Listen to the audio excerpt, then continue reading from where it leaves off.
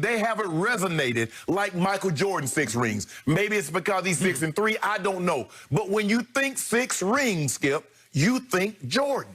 And so maybe Tom did take it as a swipe, as someone taking a dig at him. Yep. But so, and maybe he's motivated that. Like you said, you see LeBron, the little thing. The guy was like, maybe that he's saying that was good deep, Torian. But LeBron took it like, oh, you all happy that I missed a shot. Okay, let me sit you down. So maybe that's going to motivate Tom. But I think the thing is, we got to stop this notion. If somebody does not throw a bouquet of roses or heap an olive branch on Tom Brady's head, if they're taking shots at him or they're being disrespectful. People are entitled. I mean, Tyreek's like, hey, we tracing Jordan. Because when you hear 6 rings, for whatever reason, it's never associated with Tom. Maybe because Jordan got the... I mean, Skip, if you think about it, there are a lot of people that got the 6 rings before Jordan, but there's just something about Jordan rings. Remember I said, like, baseball records are hallowed. The home runs and strikeouts and things like that. It doesn't resonate the same as in football. So, but for whatever reason, Tom Brady has not gotten... I will say this. He has 6 just like Jordan, but for whatever reason, some people view Jordan's accomplishments greater than Tom Brady's.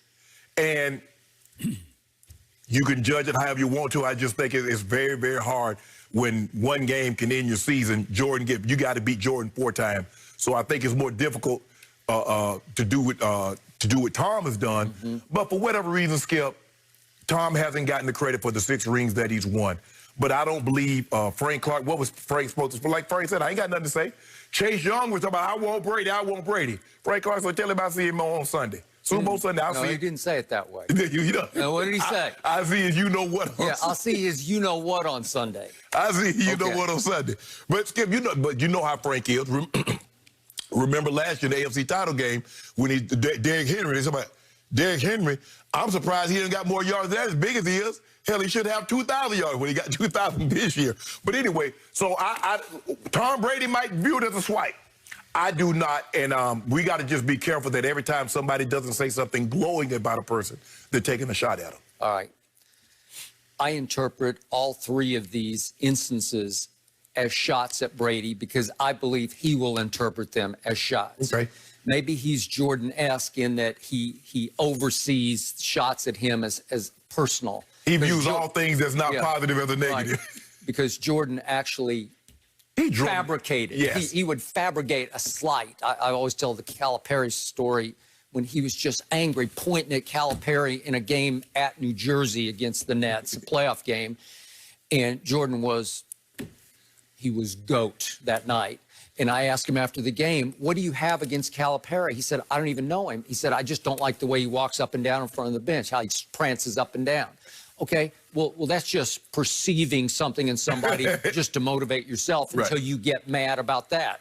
So LeBron needs it to actually happen to get mad, but Jordan would make it up until he finally decided, I got to get even with that guy, even if it's just fabricated.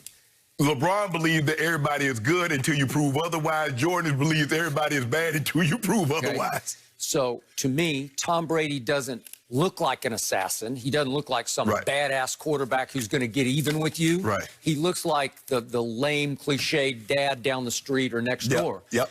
So he comes in a different package. But what I've learned over many years of closely observing Brady is you better be careful with what you say before games because the littlest perceived slight will become massive in his mind by kickoff.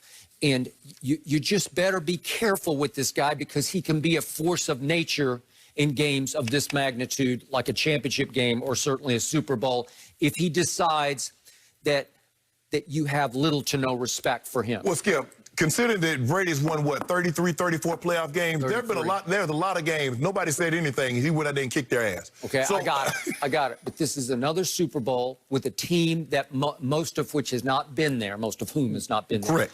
And he needs some reason to take it up one more level. Skip, they beat the brakes off you. You know, you got to read the same thing New Orleans. That's true. New Orleans didn't need to say anything. He's like, y'all beat me twice. Y'all think I'm done. Okay, I'm going to show you. Okay, but this is what I'm starting to see in the Kansas City Chiefs. And I respect to the highest degree Andy Reid. I think he's a good man. but he loves to pour it on. He loves his trick plays. He loves his red zone inside the 5. You better look out because and he even tried one, remember, at Tampa Bay, as I call it. He tried some trick pass play from Kelsey to Mahomes. And it didn't work, and it cost them 4 points in that game because they had to kick a field goal. Remember that? Yes. Okay, so he loves to, on the biggest stage, say, watch this, and to reprove some of his offensive And remember, genius. they threw a pass to Mahomes down the field in another game, giving out they Sammy Watkins threw it. That's who they are. I really love Patrick Mahomes, all of his talent. I think he's a good kid, but he's becoming a cocky kid to me. And I don't know why, in several references that I've heard, that he has to say he's one of the best, if not the best. Because, come on, we know who the best is. Yeah, this is what I know. On my podcast, I've interviewed somebody, Chris Tucker. I did Chris Tucker, JB Smooth. I interviewed some of the rappers. But they don't put their contemporaries on Mount Rushmore, a GOAT. He said, I was talking to Tucker, and I was like, well, you know, he's like Richard Pryor and Red Fox and Bernie Mac. And I said, well, what about Chappelle? He's like, he's my contemporary. I can't put him there. Same thing. A lot of guys, Skip, that's a contemporary. And if you notice, Skip, a lot of contemporary, they're like, no. They go back. So I'm playing with a guy. They didn't look. Jordan was great, but nobody at the time, Magic wasn't saying he's the greatest player. He's the best player currently playing, but he's not the greatest player. Nobody said that until afterwards. So you don't heap that kind of praise on a contemporary. You would see that as a weakness. You mean to tell me that you believe somebody is better than you? Nah, Mahomes said, look, he's the greatest, if not one of the greatest. Okay? He's not the greatest right now, Skip. Tom Brady is old enough to be his father. Okay. But let me ask you a question, Skip. Do you believe right now Tom Brady is a better quarterback than Patrick Mahomes right now?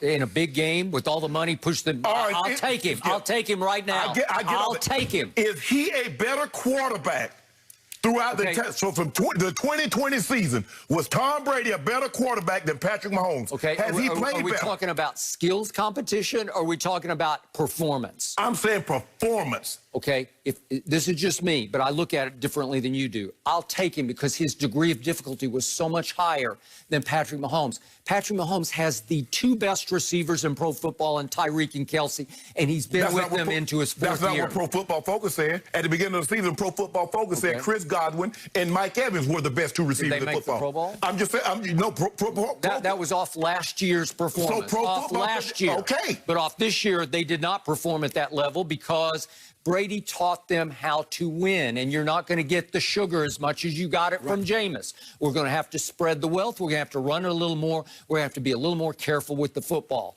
So, again, it took Brady saying, eye on the prize, not on the Pro Bowl. But Skip, they didn't have any Pro Bowlers on offense. They didn't have one. If you look at the receivers, Skip, Brady doesn't normally send receivers. Other than Randy Moss and Wes Welker, he hasn't had a receiver. The only tight end is gone has been Gronk. So his offense is really not conducive because